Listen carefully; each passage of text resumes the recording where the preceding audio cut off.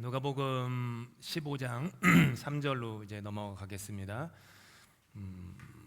한번 저와 함께 우리 교독할 텐데요. 잘 아시는 그 잃어버린 양을 찾으시는 그 비유이고요. 뭐 제가 설교를 매주 준비하잖아요. 그 미리미리 그건 어렵고, 주일날 예배 끝나고 오늘 오후에 이제 집에 가면 그 오후부터 다음 주 주일 준비에 들어갑니다. 그러면 이제 본문을 뭐로 선택할까?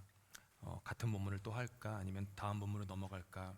계속 읽으면서 저는 언제나 내 마음에 이렇게 그 메아리가 있는 구절을 먼저 선택하는 편입니다. 하나님이 어떤 마음에 감동을 주시나, 그리고 그 안에 이제 머물다가 이제 할 텐데, 아마도 잘은 모르지만 그 다음 주에도 같은 본문 할 것 같아요. 그럴 것 같아요. 그래서 좀 몇 주간 머무르면서 이 같은 본문에 좀 머무르면서 우리 잃은 것과 찾은 것에 대한 그런 깊은 묵상을 좀 하면 좋겠습니다. 누가복음 15장 3절부터 7절 저와 함께 교독하겠습니다. 제가 먼저 3절 읽습니다. 예수께서 그들에게 이 비유로 이르시되, 너희 중에 어떤 사람이 양 100마리가 있는데 그 중에 하나를 잃으면 99마리를 들에 두고 그 잃은 것을 찾아내기까지 찾아다니지 아니하기는. 또 찾아낸즉 즐거워 어깨에 메고 집에 와서 그 벗과 이웃을 불러 모으고 말하되, 나와 함께 즐기자, 나의 잃은 양을 찾아내었노라 하리라. 함께 했습니다. 내가 너희에게 이르노니 이와 같이 죄인 한 사람이 회개하면 하늘에서는 회개할 것 없는 의인 99으로 말미암아 기뻐하는 것보다 더하리라. 아멘. 제가 준비한 설교 이제 본문 그 설교 스크립트 많이들 가지고 계시는데, 거기 들어가기 전에 앞에 좀 뭔가 좀 길을 좀 닦아야 될 몇 가지 좀 내용이 있어서, 본문과는 그 설교문과는 상관없는, 상관 있지만 이렇게 몇 가지 좀 얘기를 드리면요, 좀 광고를 드리면, 주보에는 안 나갔는데 올해는 참 신기하게 저희 교회에서 이렇게 좀 가만히 있는데 교회를 찾아오고 싶어하는 분들이 좀 많으세요. 지금까지 뭐 여러 가지 집회가 있지 않았습니까? 한 번도 전화 당회가 연락한 적이 없어요. 네, 우리 런던에 오고 싶다고. 그래서 오신 분들입니다. 오고 나면 큰 감동을 받고 이제 돌아가세요. 또 연락이 왔어요. 9월 달에 잘 아시는 우리 찬양, 대부분 한국교회에서 가장 많이 불리는 찬양을 작사하고 작곡하신 고영원 선교사님이 우리 교회에 오시기로 했어요. 그래서 9월 그 둘째 주부터 3일 동안 함께 시간을 좀 가지고, 또 우리 잘 관계 속에 있는 업스트림, 저는 이제 뭔가 이렇게 뭘 만드는 걸 좋아하는 사람이에요. 제가 원래 꿈이 PD였던 거 아세요? 원래 꿈이 프로듀서, PD가 제 꿈이었어요. 그래서 이제 신문방송학 쪽 공부도 했던 거고, 캐나다 와서 대학원도 그런 커뮤니케이션 관련 쪽을 공부했어요. 그래서 그런 걸 좋아해요. 근데 PD가 안 됐는데 PD가 됐더라고요. 왜냐하면 영어 앱에서 저를 패스터 데이빗이라고 불러요. PD, 패스터 데이빗. 그러니까 나도 모르게 PD가 됐네. 근데 업스트림 있으니까 한번 같이 좀 만들고 싶다 해가지고, 업스트림 찬양팀 서로 이제 형 동생 하는 사이인 걸 제가 잘 아니까 이제 와가지고 이제 또 고영원 선교사님, 제가 결혼할 때는 제 아내한테 그랬어요. 경진자매 우리 경진자매는 산을 좋아해요, 바다를 좋아해요? 그래서 제 아내는 바다를 좋아한다고. 그러니까 그럼 밴쿠버 가야 되는데 왜 토론토나 온타리오 쪽을 갈까? 막 이랬던 기억이 얼핏 나거든요. 근데 오셔서 귀한 또 나눔을 좀 가질 텐데 기도해 주시고 함께 해주시면 감사하겠습니다. 자, 이제 길을 닦아야 돼요. 오늘 본문 많이 부담이 되는 본문입니다. 10몇 년 전쯤 제가 부목사로 일할 때, 지금도 기억나요. 담임 목사님이 저를 찾아 전화를 하셨어요. 부교육자 그 건물과 목사님 건물이 달랐어요. 목사님이 이제 부교육자들이 부담이 되니까 본인에게서 멀리 떨어져 지내겠거든요. 그런데 전화 와서 손 목사님, 저랑 함께 어디 좀 가시죠? 그러는 거예요. 네, 목사님 가죠. 그래가지고 이제 아침이었는데 운전을 하고 가는데 누굴 갔냐면은 당회원 장로님 가정을 찾아갔어요. 왜냐하면 안수 받으신 지 얼마 안 됐는데 교회를 떠나시기로 하셨어요. 교회에서 안수 받고 당회원 장로가 됐는데 교회를 떠난다. 굉장히 큰 일입니다. 이건 교회가 굉장히 흔들릴 수 있는 큰 일이었어요. 목사님이 마음이 너무 어려우셨던지 저를 이제 껴서 데리고 가셨던 거죠. 가서 점심 식사를 했어요. 한마디도 서로 남편 되시는 분과 이러면 여자 장로님과 티가 났네. 네 분이 이렇게 함께 얘기를 할 때 우리 교회 남으시라고 한 말 한마디도 하지 못했어요. 그리고 서운한 것이 뭐가 있었는지를 얘기하지도 못했고 그냥 식사를 했어요. 그냥 따뜻하게 식사하고 근데 되게 어려우셨던 자리였던 것 같아요. 지금 돌아보면 목사님한테 너무 어려웠으니까 저라도 옆에 끼고 가고 싶으셨던 것 같아요. 그래도 가셨어요. 그게 목자입니다. 내 말 한마디로 마음을 돌리지 않을 걸 알아도 찾아가는 거. 왜냐하면 그분을 위해서뿐만 아니라 좀 이기적으로 들지 모르지 나를 위해서. 내가 하나님 앞에 갔을 때 그래도 하나님 내 나름대로 이건 했어요. 전화는 그래도 했어요. 찾아는 가봤어요. 그런 말, 그 핑계거리라도 하나 만들고 싶은 이기적인 마음인지도 모르죠. 하지만 그런 것들이 있었어요. 그런 일들이 몇 번 있었어요, 사실은. 그런데 우리 교회에서도 그런 마음들이 있어야 됩니다. 우리 장로님들도 그렇고 잃어버린 양에 대한 마음들이 있으셔야 돼요. 오늘도 몇 분들 안 오셨는데 저는 보여요. 그래서 예배 전에 다 신경이 쓰여요. 왜 안 오셨지? 그러면 우리 장로님들과 권사님들은 너무 귀찮게 하지 마세요. 다 사연들이 있을 거니까 너무 귀찮게 득달같이 하면은 그거 너무 부담돼. 그냥 이것도 예술이거든요. 잘 해서 찾아가야 돼. 그리고 뭐 어떤 이유에서건 떠남이 있을 수는 있어요. 하지만 저는 늘 떠남이 아름다워야 된다 생각하는 사람이고 떠나는 등이 아름다워야지 보내는 이나 가는 떠난 이나 남는 이나 마음에 그럴 수 있다고 생각을 하는데 그래서 그런 부분들을 우리가 해야겠죠. 근데 여기까지 얘기를 하면 이제 길을 좀 닦는 거예요. 하지만 잃어버린 양에 대한 얘기를 할 때 많은 경우 우리가 이거를 정죄하는 판단하는 도구로 사용하는 경우들이 참 많아요. 내가 이렇게 잃어버린 사람이 되었었는데 교회가 장로가 목사가 나를 찾지 않았다. 사랑이 없다. 교회가 뭐 이런 것들 이런 식으로 갈 때가 참 많아요. 그거는 제가 볼 때 전혀 건강하지 않은 생각이에요. 왜냐하면은 누구의 탓도 아니기 때문이죠. 오늘 본문은 교회에서 교회한테 잃어버린 양을 찾기 위해서 뭐 어떻게 최선을 다해라는 그런 메시지가 아니라 목자 되신 예수님과 잃어버린 양 된 나의 관계를 얘기하는 거예요. 이게 중요해요. 나에 대한 이야기예요. 나에 대한 이야기. 다른 사람에 대한 이야기가 아니라 나에 대한 이야기. 그래서 그것들을 잘 봐야 돼요. 한 생명이 천하보다 귀하다라는 말을 많이 쓰는데 그거 아세요? 그 말은 성경에 없어요. 그래도 한 생명이 천하보다 귀하죠. 하지만 성경에 한 생명이 천하보다 귀하다는 말은 없어요. 그냥 그렇게 우리가 추측을 할 뿐이지만 그런 말은 쓰여 있지 않죠. 그러니까 이런 것들 우리가 건강한 영성, 건강한 사이콜로지를 가져야지. 그렇지 않으면 계속 자기가 피해받은 생각을 갖고 어둠 속에 살아가게 돼요. 그거는요 전혀 건강하지 않은 생각이니까 혹시라도 뭐 그런 것들이 있다면은 하나님 앞에 다 맡기시면서 가면 좋겠습니다. 길을 잃어버렸다. 윤동주 시인이 이런 얘기를 했죠. 이런 시를 적었죠. 잃어버렸습니다. 내가 사는 것은 다만 잃은 것을 찾는 까닭입니다. 인생은 순례길입니다. 우리는 누구나 어딘가를 향해 걸어가고 있어요. 그 어딘가는 죽음입니다. 사람은 태어나는 그 순간부터 죽음을 향해 걸어가는 사람입니다. 10대 때에는 소위 말해서 속도가 10km밖에 안 되기 때문에 느린 것 같지만 60, 70 되면 갑자기 속도가 늘어나죠. 죽음을 향해 걸어가는 속도가 60km가 60대는 60km, 80대는 80km로 가는 것 같다고 흔히들 말씀하시잖아요. 그만큼 속도가 빨라져요. 우리는 죽음을 향해 걸어가고 있습니다. 다른 말로 하면 본향을 향해, 천국을 향해 걸어간다고 할 수 있겠죠.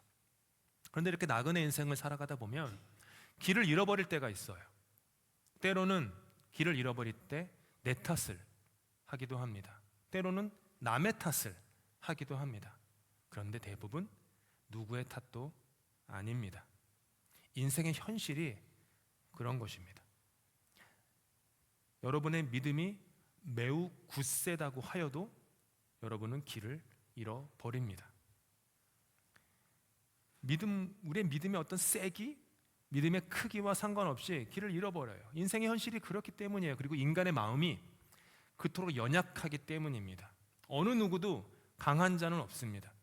어느 누구도 철이는 슈퍼맨은 없습니다. 겉으로 볼 때는 괜찮아 보여도 우리는 다 너무나도 연약하고 나약하고 부족하고 어리석은 사람들입니다. 단테가 그의 대서사시 신곡을 쓸 때 이렇게 처음 서두에서 읊조려요. 인생의 여정 한가운데서 나는 올바른 길을 잃어버리고 어두운 숲 속에 서 있는 나를 발견했다. 이럴 때가 있어요. 인생의 나그네 길, 인생은 나그네 길 같은 그 나그네 길을 걸어가는 동안에, 순례길을 걸어가는 동안에 어느 인생의 길목에서, 골목에서 어두운 숲과 마주할 때가 있습니다. 중년이 되면은 이제 중년의 위기라고 해가지고 내가 인생에 이게 뭐지?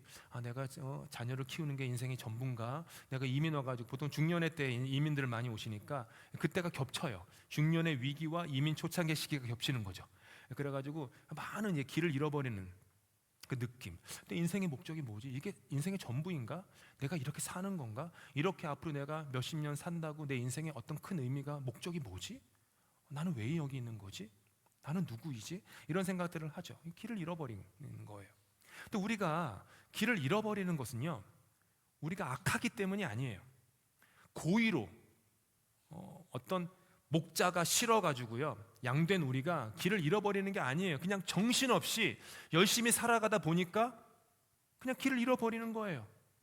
정신없이 바쁘게 살다가 마주친 현실이 길을 잃어버리는 겁니다. 내 눈앞에 놓여진 이민의 무게가 있습니다. 책임이라는 게 있어요. 그러다 보니 그 무게와 책임 앞에 고개를 숙일 수밖에 없죠.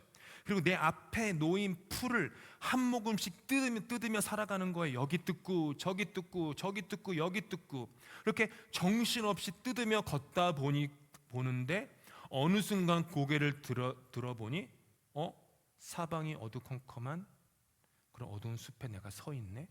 이런 순간을 마주하는 건 열심히 살았을 뿐인데, 최선을 다하며 살아왔는데 나는 지금 어디로 가고 있는 것인가?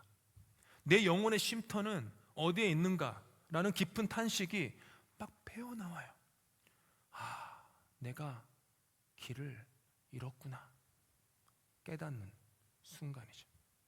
오늘 본문에 등장하는 한 마리의 양이 바로 저와 여러분이에요. 4절에서 이르면이라고 되어 있는데 헬라어 아폴리미인데, 이 아폴리미의 뜻은 길을 잃은 게 악하거나 그래서가 아니라 그냥 파멸됐다는 뜻이에요. 길을 잃었다, 파멸됐다. 양이 고의나 악의로 양떼를 떠난 게 아니라는 거예요. 사악한 길로 그 마음이 죄로 물들어가지고 갔다라는 뜻이 아니에요. 다만 양이 연약한 거예요. 무지한 거예요. 미련한 거예요. 옆에 사람 보시면서 한마디 합시다. 참 미련하시네요. 왜 하세요? 자, 우리 김사명 자녀님은 특별히 아내를 보고서 얘기하시고 싶으신가 본데, 여보 당신 참 미련해 얘기하고 싶으신가 본데 쪼려보고 계세요. 그러니까 가면 안 돼. 남편들은 가정에서 살아남으려면 말 조심해야지. 양떼와 목자를 올바로 따르지 못한 거예요. 목자를 골탕 먹이려고 도망친 게 아니라는 거예요. 한눈을 판 거예요. 길을 잃어버린 거예요. 게을러서만도 아니에요. 열심히 풀을 뜯다 보니까 길을 잃어버린 거예요. 모든 피조물 중에서 가장 방향 감각이 없고 미련한 동물이 양이라고 하더라고요. 개는 길을 잃어버리면 자기 집을 찾아오기도 해요. 그래서 영화도 많잖아요. 그 막 수천 킬로 떨어진 곳에 있던 개가 어떻게 그걸 찾고서 집을 찾아왔는지, 그런 개들이 있어요. 하지만 그런 양은 없어요. 말도요, 길을 잃어버리면 주인의 마구간으로 돌아올 줄 알아요. 근데 양은 못해요. 그냥 정처 없이 방황만 해요. 끝없는 미로 속을 헤맬 뿐이에요.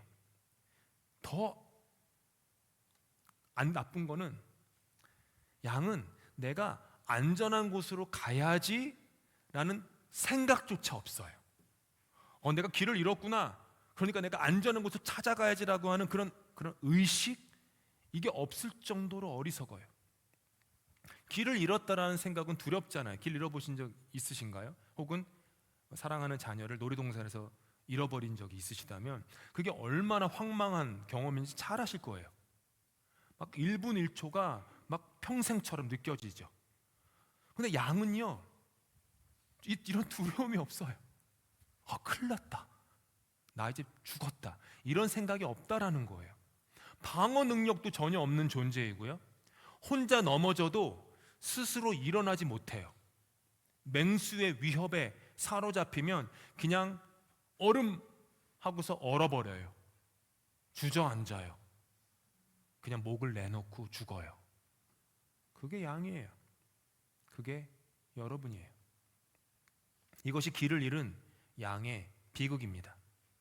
이것이 영적인 길을 잃고 헤매는, 본향을, 천성을 향해 가는 길을 잃어버린 인간 존재의 현실이에요. 저와 여러분에게는 스스로 하늘의 본향을 찾아갈, 하늘의 냄새를 맡고 그 냄새를 킁킁거리며 찾아갈 수 있는 그런 영적인 감각이 전무 없다라는 거예요. 없어요. 그래서 목자가 그 양을 찾아 나서는 거예요.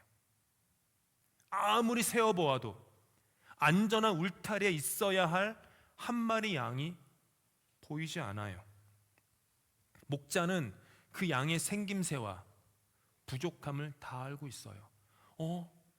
등에 검정색 얼룩이 있는 그 양이 없네. 얘가 어디 갔지? 주께서 자기 백성을 다 아시고 머리카락 하나도 세신다고 했던 말씀이 그 뜻이죠. 목자의 마음속에 어떤 게 그려지냐 하면 지금 이 길 잃은 양이 겪고 있을 고초가, 고난이 막 그려지는 거예요. 스스로 구할 힘이 없는 그 양의 현실이 목자의 마음을 슬프게 하는 거예요. 부수는 거예요. 그때부터 편안히 풀을 뜯는 99마리의 양이 눈에 들어오지 않아요. 오직 잃어버린 그 한 마리의 양에 대한 생각으로 마음이 타들어가는 거예요. 사랑하는 양을 잃어버렸다라는 그 감각이 온 마음과 정신을 지배하기 시작한 거예요. 소비하기 시작하고 소모하기 시작하는 거예요. 양을 잃어버린 채로는 그 목자는 편히 쉴 수도 없어요. 잠을 잘 수도 없어요. 밥을 먹을 수도 없어요. 그래서 나머지 99마리의 양들은 다른 목자들에게 맡기고 그는 길을 나섭니다. 다른 목자가 얘기해요. 고작 한 마리 양일 뿐이잖아요. 99마리가 있어요. 당신한테 1%예요. 고작 1%, 10%도 아니고.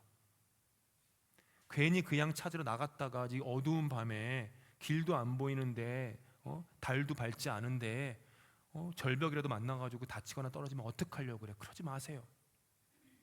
그런데 그 목자에게는요, 그 양이 고작 한 마리의 양이 아닌 거예요. 여러 명 중에 한 명이라는 숫자가 아니라 전부인 거예요. 세상인 거예요.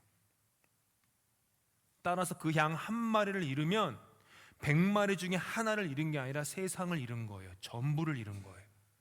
목자는 지금 그 마음이라는 거예요. 우리는 별로 안 그래요. 세계에서 수도 없이 안 좋은 소식이 들려오죠. 미국에서 어느 고등학교에서 총기 사건이 나가지고 10명이 죽었다. 비행기가 추락해가지고 100명이 죽었다. 화산에 폭발해가지고 200명이 죽었다. 그냥 우리는 숫자. 200명이네. 10명이네. 또 오늘 고등학교에서 총기 사고가 나가지고 또 5명이 죽었네. 아유, 미국 가면 안 돼. 이렇게 총을 허락하고 이런 생각. 그냥 우리에게는 넘버, 숫자. 별로 마음에 그게 없죠. 솔직히 그렇잖아요. 그냥 너무 많이 보니까. 근데 목자에게는요, 100분의 1이라는 숫자가 아니에요. 그 양은 너는 나의 전부다. 너는 나의 세상이다. 너를 잃으면 나는 세상을 잃은 거다. 너는 나의 우주다. 너를 잃으면 나는 우주를 잃는 거다. 그 마음이에요. 목자는 지금 그 잃어버린 양 한 마리만을 향해서 마음이 그냥 쏟아지고 있어요. 마음이 너무 급해요. 푸른 초장에서 멀어진 길 잃은 내가 험한 바위 틈이나 메마른 광야에서 굶주려 죽어가고 있지는 않을까 걱정이 가득하세요. 나에게는 나 스스로를 지키고 살아나갈 능력이 털끝만큼도 없기 때문이에요. 나는 착각할 뿐이지만 사실은 개나 말보다 못해서 하늘의 본향을 찾아갈 영적인 감각이 없고 낙타처럼 수마일 떨어진 곳에서 물냄새를 맡을 수 있는 후각도 없고 독수리처럼 아득히 먼 거리에서 먹이를 발견할 수 있는 시각도 없는 지혜와 능력이 없는 철저한 무능력자.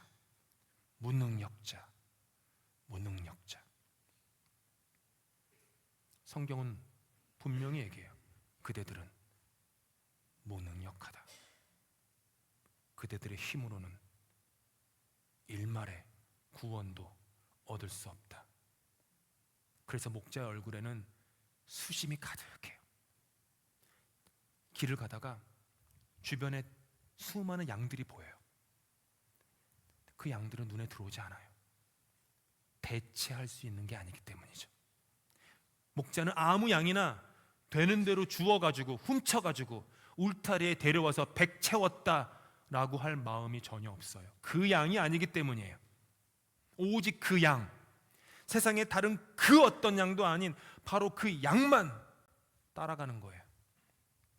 그냥 길을 걷다가 우연히 걸려든 사람들을 예수께서 구원하신 것이 아니듯이 주님께서는 내가 너를 구원하야겠다. 오늘 내가 너의 집에 들어가야겠다. 오늘 내가 너와 함께 밥을 먹어야겠다. 내가 너와 함께 대화를 나눠야겠다. 사마리아 여인에게, 삭개오에게, 니고데모에게 찾아가신 그 주님, 길 잃고 헤매는 그 양의 눈빛과 마음을 아시고 끝없이 추적하시는 목자이시죠. 목자의 두려움이 있어요. 험한 길도 아닙니다. 어두운 밤도 아니에요. 자신이 당할 고난도 두렵지 않아요. 목자에게 있어서 유일한 두려움은 그 양을 잃어버릴지도 모른다라는 두려움 하나. 마음 전부가 나를 향하고 있기 때문에 나를 잃는 것은 전부를 잃는 것입니다. 내가 뭐라고. 그래서 목자는 위험 속으로 기꺼이 뛰어듭니다. 나를 향한 강렬한 그 사랑의 열망으로, 갈망으로 오장육부가 쪼여들고 찢기는 긍휼의 그 충동으로 모든 고난을 십자가의 어두운 숲마저 헤치고 지나서 나를, 여러분을 찾아오십니다. 이렇게 목자는 여러분을 찾기까지 한순간도 쉬지 않으세요. 4절 말씀 읽습니다. 너희 중에 어떤 사람이 양 100마리가 있는데 그 중에 하나를 잃으면 99마리를 들에 두고 그 잃은 것을 찾아내기까지 찾아다니지 아니하겠느냐. 찾아내기까지 찾아다니지 않겠느냐. 그 잃은 것을 찾아내기까지 찾아다니지 않겠느냐. 멈추지 않으시는 거예요. 그리고 결국 나를 찾으세요. 어깨에 둘러 매세요. 집으로 돌아오세요. 기뻐서, 너무 기뻐서 온 세상을 모아놓고 잔치를 벌여요. 천국은 회개한 한 마리의 양이 본향으로 돌아왔을 때 천군 천사가 기뻐하며 잔치를 벌일 정도로 아버지의 기쁨이 넘친다. 여기에 기독교 신앙의 요체가 담겨 있습니다. 절대로 이거를 잊으시면 안 돼요. 마음의 신비에 굳게 새겨두셔야 돼요. 구원은 여러분의 행위로 결코 이루어지지 않습니다. 구원은 어떻게 들리실지 모르지만 여러분의 믿음으로도 이루어지지 않습니다. 저와 여러분의 믿음, 알량한 그 믿음, 도토리 키재기 그 믿음, 그 신심, 열정, 열심, 그것으로 구원이 이루어지지 않습니다. 잃어버린 양을 한번 생각해 보십시오. 잃어버린 양은 심지어 목자가 나를 찾을 것이라는 확신도 없어요.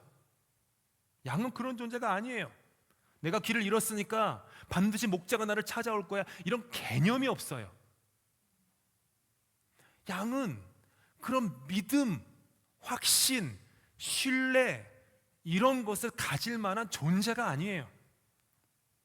길을 잃어버린 양이 찾아짐을 받는 것은, 즉 죄인이 하나님께 받아들여지는 것은 죄인의 믿음이 아니라, 확신도 아니라, 신뢰도 아니라 어디에만 달려있어요? 목자 되신 예수님의 공로에만 달려있는 거예요. 이게 기독교 신앙의 요체예요. 우리의 구원은 나됨에 달려있지 않습니다. 오직 예수 그리스도의 인격에 달려있어요. 우리의 구원은 내가 지금까지 열심히 행한 선한 일에 달려있지 않습니다. 예수 그리스도께서 나를 위해서 행하신 일에만 달려있어요. 두 가지, 예수님이 누구신가와 그분이 어떤 일을 행하셨나, 그 두 가지에만 우리의 구원이 전폭적으로 달려있는 거예요. 따라서 믿음이라는 것은 구원을 얻는 것이라기보단 그렇게 나를 찾아주신 목자에게 나의 빈손을 내미는 것뿐이에요. 목자가 자기 어깨에 나를 맺힐 때, 맬 때 그냥 거기에 나를 전부 맡겨드리는 것, 그게 믿음이죠. 살얼음판을 걷는 두 사람이 있습니다. 한 사람은 자신감이 넘쳐요. 얼음이 두껍다고 굳게 믿고 걷는 사람이에요. 다른 사람은 자신감이 없어요. 믿음이 없어요. What if? 깨어지면 어떡하지? 박살나면 어떡하지? 벌벌 떨면서 그냥 조심조심 툭툭툭 두드려서 한 걸음 갈까 말까. 이 살 얼음판 위에서 누가 더 안전할 거라고 생각하십니까? 전화로 답을 하시나 보죠. 두 사람에게 달려있지 않아요. 두 사람의 안전은 두 사람이 가진 확신과 한 사람이 가진 확신이나 다른 사람이 가진 의심에 달려있지 않아요. 어디에 달려있어요? 얼음의 두께에 달려있는 거예요.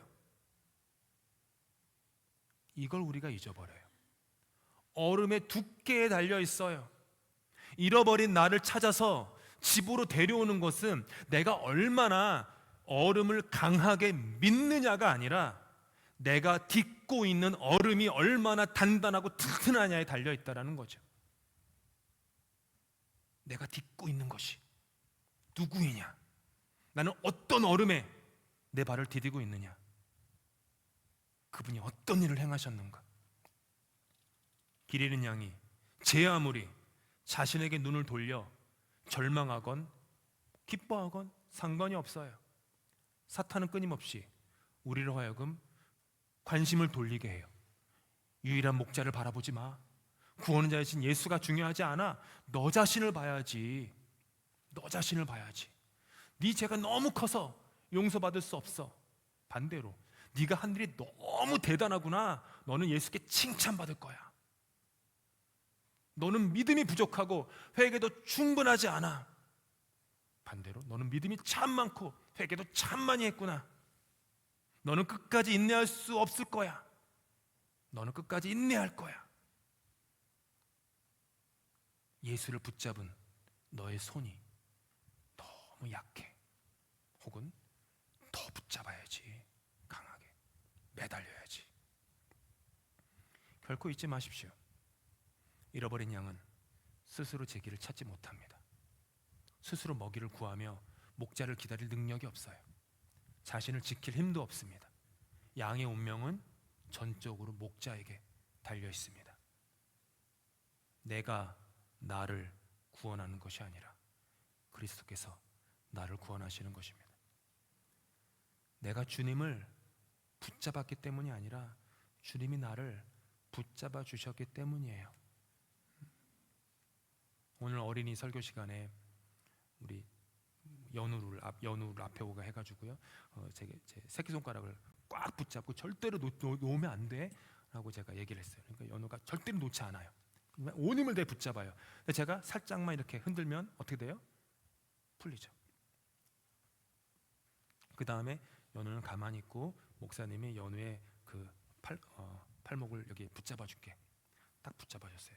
연우, 이 손을 놔봐. 흔들어봐. 도망쳐봐. 연우가 막 흔들었어요.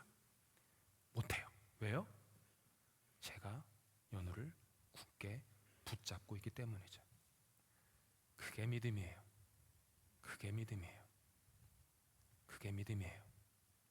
그래서 그 믿음이 있는 사람은 물속에라도 불속에라도 걸어 들어갈 수 있어요. 사망이나 생명이나 높음이나 깊음이나 그 어떤 피조물이라도 그리스도 예수 안에 있는 하나님의 사랑에서 결코 나를 빼앗을 자가 없다. 이 확신이 있어요. 이사야서 말씀을 읽겠습니다. 시작. 나는 내 죄를 용서하는 하나님이다. 내가 너를 용서한 것은 너 때문이 아니다. 나의 거룩한 이름을 속되게 하지 않으려고 그렇게 하는 것일 뿐이다. 목자가 나를 구원하는 것은 목자의 이름에 먹칠을 하고 싶지 않기 때문이에요. 착각하면 안 돼요. 내 이름 석자가 뭐라고 내가 그럴 만한 구원을 받을 만한 자격이 있는 게 아니라 그분이 시편 23편에도 그러잖아요. 자기 이름을 위하여 나를 의의 길로 인도하신다. 하나님의 이름을 위해서 나를 인도한다라고 하세요. 분명히 못 박잖아요. 이토록 자격 없는 우리를 찾아내신 하나님의 전적인 은혜, 그리고 우리의 연약한 실존을 잘 설명해주는 그 정겨운 표현이 하나만 있는데 이걸 하고 마치고 싶어요. 개떡이 있잖아요. 개떡은 먹을 것이 귀한 보릿고개 시절에 곡물의 찌꺼기나 나물, 잡곡 등을 섞어 뭉친 뒤 쪄서 만든, 소위 말하는 대충 만든 음식이에요. 반면에 찰떡은 곱고 찰기가 많은 찹쌀을 재료로 해서 끈기 있게 치대어 가지고 만든 떡이어서 서로 잘 달라붙고 매끄럽고 쫄깃한 식감을 내죠. 찰떡 먹고 싶다. 이 개떡과 이 찰떡을 비유를 해서 우리가 흔히 쓰는 표현이 있죠. 뭐죠? 개떡같이 말해도 찰떡같이 알아듣는다. 상대방이 서툴거나 불분명하게 의사를 표현해도 듣는 사람이 그 의중을 정확히 파악해서 훌륭하게 이해하거나 이를 처리한다라는 거죠. 거칠고 모양 없는 개떡을 던져도 찰기가 가득한 찰떡에게 착 달라붙게 받아내는 서로 간의 깊은 신뢰와 공감대가 형성된 관계를 비유하죠. 그런데 개떡과 찰떡의 이 친밀한 관계에서 공로가 어디에 있나요? 찰떡에게 있죠. 개떡이 자신의 투박하며 거친 인격과 신앙으로 찌꺼기와 같은 세상의 죄악에 빠져서 길을 잃다가 찰떡에게 착 하고 달라붙게 되는 것은요, 개떡의 공로가 아니에요. 그런데 개떡이 갑자기 자기의 자격을 논하기 시작해요. 자기의 공로를 셈하기 시작해. 자기의 노력을 자랑해요. 내가 힘이 있어가지고 찰떡에게 붙었지. 개떡은 세상에서 가장 어리석은 개떡 같은 존재가 되는 거예요. 그래서 바울은 투박하고 금이 간 개떡과 똑같은 질그릇 안에 온 우주에서 가장 존귀한 찰떡인 예수 그리스도의 보배가 담겼다고, 그래서 질그릇이 귀해진다고 선포했던 거예요. 사랑하는 성도 여러분, 시선을 여러분에게 두지 마십시오. 믿음의 주요 온전케 하시는 참된 목자이신 예수만 바라보십시오. 내 안에 깊은 상처도 빈약한 믿음도 투박한 자격도 바라보지 마십시오. 어떻게 들리실지 모르지만 저를 바라보지도 마시고요, 당회를 바라보지도 마시고, 권사회도 바라보지 마시고, 런던 아닌 교회도 바라보지 마시고, 오직 예수, 오직 예수, 오직 예수만 바라보십시오. 요동치는 감정을 바라보지 마십시오. 내 삶의 그 어줍지 않은 성공과 실패를 바라보지도 마십시오. 내 안에 올라오는 뜨거운 기쁨, 깊은 절망, 그조차도 바라보지 마십시오. 그 어떤 것도 나의 영혼을 지탱해 줄 수 없습니다. 오직 예수 그리스도의 인격과 그분이 행하신 일에 저와 여러분의 운명은 달려있는 거예요. 따라서 예수를 향한 나의 갈망이 아니라 나를 향한 예수의 갈망이 전부입니다. 내가 주님을 붙잡는 것이 아니라 주님께서 나를 붙잡아 주시는 거예요. 내가 예수를 선택한 것이 아니라 예수께서 나를 선택하신 겁니다. 내가 예수를 발견한 것이 아니라 예수께서 나를 발견해 주신 것입니다. 그 잃은 것을 찾아내기까지 찾아다니지 아니하겠느냐. 기도하시겠습니다. 하나님 아버지, 이민 생활의 고단한 무게에 짓눌려 때로는 연약하고 미련한 마음 탓에 길을 잃고 캄캄한 숲을 헤맬 때가 있음을 고백합니다. 스스로 일어설 힘조차 없고 어디로 가야 할지 방향조차 모르는 무능력한 양과 같은 우리를 포기하지 않으시고 찾아내기까지 멈추지 않으시는 사랑 앞에 머리를 숙입니다. 주님, 우리는 투박하고 볼품없는 개떡이며 질그릇입니다. 이리저리 부서지고 흠집난 모습 그대로입니다. 그러나 이런 우리를 책망하지 않으시고 내치지 않으시고 기꺼이 험한 산과 십자가의 어두운 숲을 지나 선한 목자가 되어 찾아와 주시니 감사합니다. 앞으로 흔들리는 감정이나 얄팍한 믿음의 크기를 바라보며 절망하지 않게 하여 주시옵소서. 오직 나를 기어이 찾아내어 당신의 넓은 어깨에 메고 기뻐하시는 예수 그리스도의 단단한 은혜 위에 나의 전 존재를 온전히 맡기게 하여 주시옵소서. 나의 공로가 아닌 주님의 긍휼로, 나의 노력이 아닌 주님의 붙잡아 주심으로 오늘 하루도 호흡하며 살아갑니다.